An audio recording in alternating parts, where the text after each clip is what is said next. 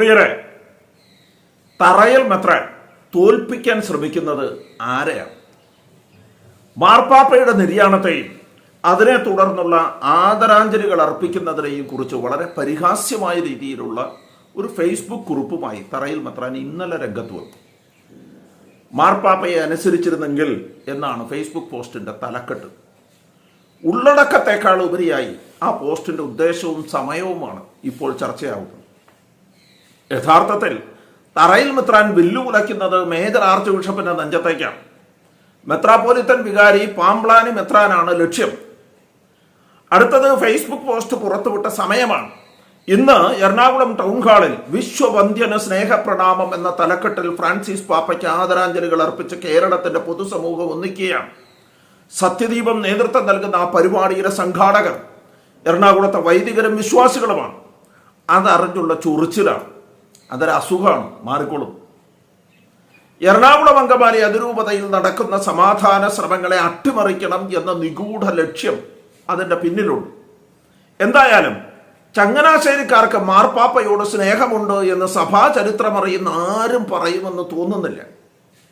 എന്നാണ് ചങ്ങനാശ്ശേരിക്ക് മാർപ്പാപ്പ പ്രിയങ്കരനായത് എന്നറിയുന്നില്ല. ഇതുവരെ ഇക്കൂട്ടർക്ക് അദ്ദേഹം പറങ്കി മെത്രാനായിരുന്നു. മാർപ്പാപ്പയ്ക്കെതിരെയും അപ്പസ്തോലിക് അഡ്മിനിസ്ട്രേറ്റർക്കെതിരെയും സിനഡിനെതിരെയും ആദ്യം സംഘം ചേർന്ന് സമരം പ്രഖ്യാപിച്ചത് ചങ്ങനാശ്ശേരിയിലെ വൈദികരാണ്. 1993 നവംബർ മാസം 25-ാം തീയതിയിലെ മാതൃഭൂമി പത്രം പുറത്തിറങ്ങിയത് സിനഡിനെതിരെ 100ഓളം വൈദികർ എന്ന തലക്കെട്ടോടെയാണ്. അന്ന് വിമത സമ്മേളനത്തിൽ മാർപ്പാപ്പയെയും അപ്പസ്തോലിക് അഡ്മിനിസ്ട്രേറ്ററെയും സിനഡിനെയും തള്ളിപ്പറഞ്ഞ പെരുന്തോട്ടം എന്ന വൈദികരാണ് പിന്നീട് ചങ്ങനാശ്ശേരിയുടെ ആർച്ച് ബിഷപ്പായത്. ഐക്യത്തിനായി ഒരുമിച്ച് പോകണമെന്ന് അന്നത്തെ മാർപ്പാപ്പ കത്തെഴുതിയതാണ് അന്ന് ചങ്ങനാശ്ശേരിക്കാർക്ക് പ്രകോപനമായത്. പിന്നീട് ഫ്രാൻസിസ് മാർപ്പാപ്പയുടെ 2 നിർദ്ദേശങ്ങളെയാണ് ചങ്ങനാശ്ശേരി ലോബിയുടെ നിർബന്ധത്തിന് വഴങ്ങി സിനഡ് ചെറുത്തു തോൽപ്പിക്കാൻ ശ്രമിച്ചത്. പെസഹ വ്യാഴത്തിന് സ്ത്രീകളുടെ കാല് കഴുകണമെന്ന മാർപ്പാപ്പയുടെ നിർദ്ദേശം സിനഡ് നിഷ്കരുടം തള്ളിയിരുന്നു. വിശുദ്ധ യൗസേപ്പ് പിതാവിന്റെ പേര് കുർബാന മധ്യ ഉപയോഗിക്കണമെന്ന നിർദ്ദേശത്തിനെതിരെ വിയോജനക്കുറിപ്പ് എഴുതിയതും ഇതേ സിനഡാണ്. കാള വാല് പൊക്കുന്നത് കണ്ടപ്പോഴേ സൂക്കേട് എന്താണെന്ന് മനസ്സിലായി എന്നൊരു പഴഞ്ചൊല്ലുണ്ടായിരുന്നു. ഇന്നത് മാറി വരാല് പിടയ്ക്കണ കാണുമ്പോഴേ അറിഞ്ഞൂടെ എന്നായി. അതിനാൽ ഇപ്പോൾ വരാല് പിടയ്ക്കുന്നത് എന്തിനാണെന്ന് നോക്കാം. എറണാകുളം അങ്കമാലി അതിരൂപത ഐതിഹാസികമായ സമരങ്ങളിലൂടെയാണ് തങ്ങളുടെ അവകാശം സ്ഥാപിക്കാൻ പോരാടിയത്. പല ഘട്ടങ്ങളിലായി നടത്തിയ ചർച്ചകൾ അട്ടിമറിക്കപ്പെട്ടപ്പോഴും വഞ്ചനയും ചതിയും വീണ്ടും വീണ്ടും നേരിടേണ്ടി വന്നപ്പോഴും പതറാതെ തളരാതെ പോരാടിയ ഒരു ദൈവജനത്തിന്റെ ആർജവം ചങ്ങനാശ്ശേരിക്ക് ദഹിക്കണമെന്നില്ല. അടിമകൾക്ക് സ്വാതന്ത്ര്യം പ്രഖ്യാപിച്ച ക്രിസ്തുവിന്റെ യഥാർത്ഥ പിൻഗാമികളാണ് എറണാകുളത്തെ ദൈവജനം. നിങ്ങളുടെ കുതന്ത്രങ്ങൾ ഒന്നൊന്നായി ഞങ്ങൾ തച്ചു തകർത്തു.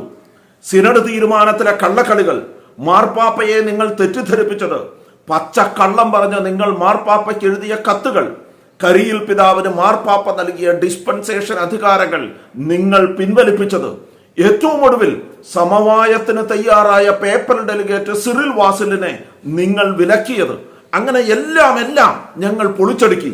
നിങ്ങളുടെ ഭീഷണികളെ ഞങ്ങൾ അതിജീവിച്ചു.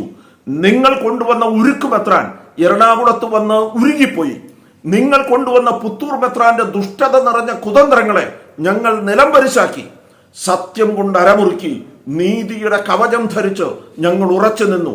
അന്ധകാര ലോകത്തിന്റെ അധിപനും സ്വർഗീയ ഇടങ്ങളിൽ വർത്തിച്ച തിന്മയുടെ ദുരാത്മാവും അപ്പോൾ കടപുഴകി താഴെ വീണു. ലോക ചരിത്രത്തിലാദ്യമായി ഒരു സ്വതന്ത്ര സഭയുടെ അധിപൻ പുറത്താക്കപ്പെട്ടു. നിങ്ങൾ ഞങ്ങൾക്കെതിരെ എറിഞ്ഞ കല്ലുകൾ ഞങ്ങൾ ആയുധമാക്കി. തച്ചു തകർത്തപ്പോഴെല്ലാം ഞങ്ങൾ ഉശിരോടെ ഉയർത്തെഴുന്നേറ്റു.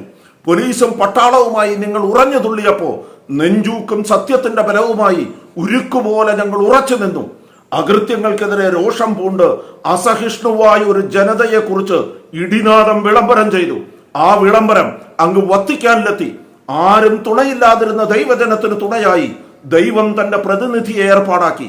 2021 ഫ്രാൻസിസ് പാപ്പ കരിയിൽ പിതാവിലൂടെ എറണാകുളത്തിന് നീതി നൽകി.